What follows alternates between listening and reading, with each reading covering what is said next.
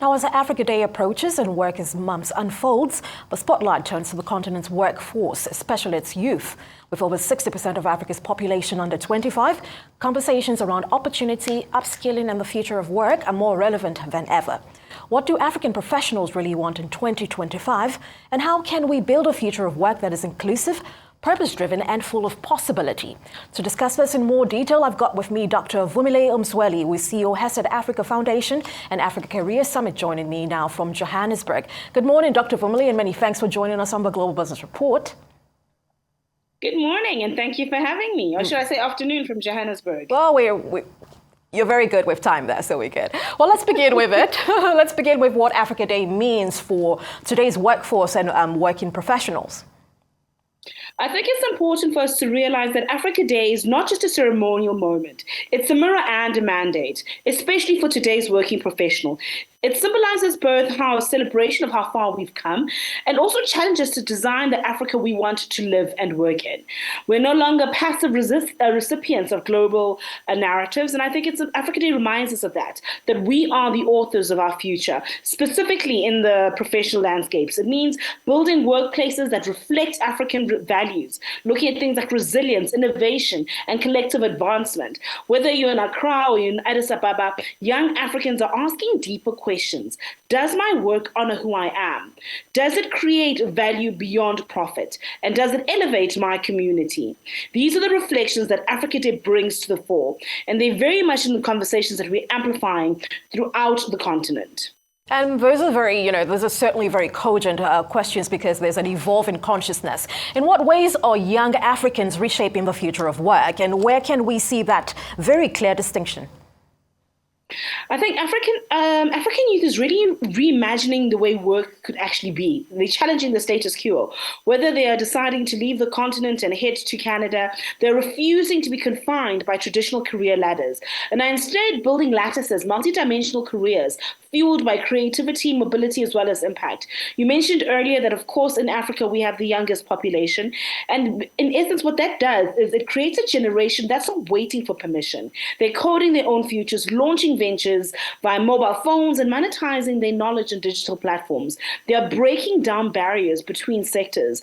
They're leading fintech startups whilst also advocating for climate justice and really engaging in the gig economy. Whether they're studying AI on YouTube, that fluidity that defines the future of African work really demands infrastructure and mentorship that matches their momentum. Now, in terms of positioning, what are the top priorities for African workers in 2025? I think stability is going to be one of them. I think we've seen what's happened across the pond in the United States of America, and how that's really rippled across the globe. So stability amid economic volatility will need professionals to really start wanting to be reliable more than just one income.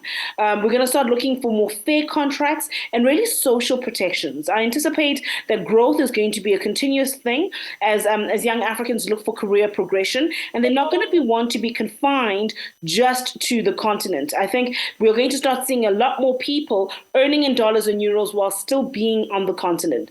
Purpose is going to be very important, as they demand alignment between personal and organizational missions, as well as values. And of course, well-being. This is the generation that is very much focused on mental health, flexibility, and psychological safety when climbing to the top of their actual priorities as employees. Now, speaking of growth, which is a very important curve there, upskilling and continuous learning they've just always been core cardinals for career growth. But why are these more critical than ever today? Well, the reality is that the shelf life of technical skills is now less than 5 years. The World Economic Forum said half of the world's workers will need to be reskilled by 2027. Yet formal education systems across much of Africa is simply not evolving fast enough. And this disconnect is why professionals are taking their learning into their own hands. They are enrolling in courses like Coursera, they're doing boot camps, they're investing in things like the Africa Career Summit, ensuring that they are really reinvesting in themselves in order to upskill for this new economic challenges. It's a passport to global competitiveness. And if Africa is fully to participate in that fourth industrial revolution, we must move from degree-centric to skills-focused development. And I think that's why at the Africa Career Summit, we've really prioritized this shift. Breaking shift, a conscious one as well. But let's talk about purpose-driven work next. How important is this to Africa's next generation of professionals? Purpose is no longer optional for organizations. It's now oxygen for the next generation. So across the continent, there's a resounding cry for work that who has their values aligned, that's socially impactful and personally fulfilling.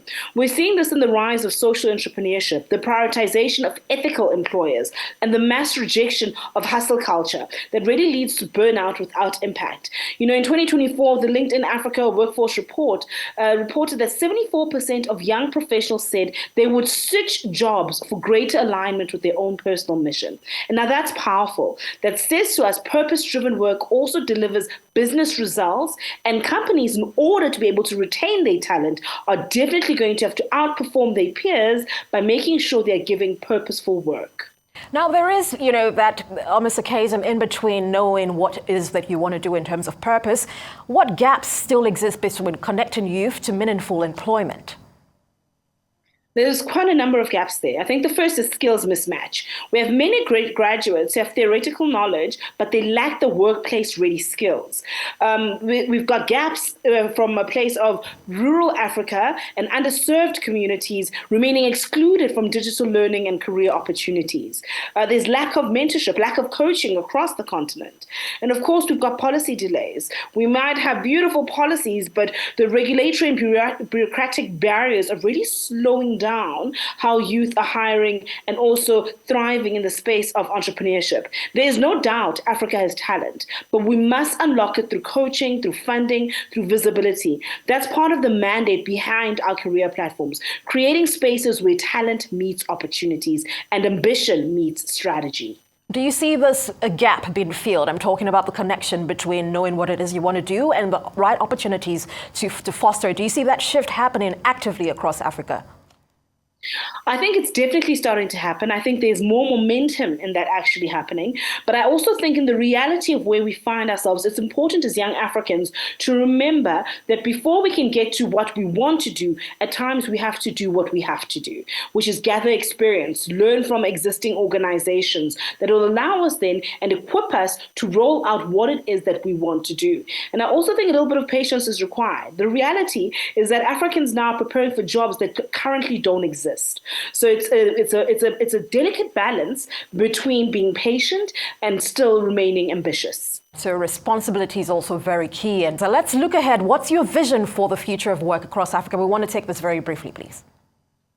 For me, I think it's a digitally enabled but deeply human Africa. It's borderless, obviously with the intra-Africa continental trade, and it's rooted in legacy, knowing who we are as Africans, but looking forward to the future. All right, Dr. Vumile, Msweli, I want to thank you so much for joining us on the Global Business Report. Always a pleasure to have you here.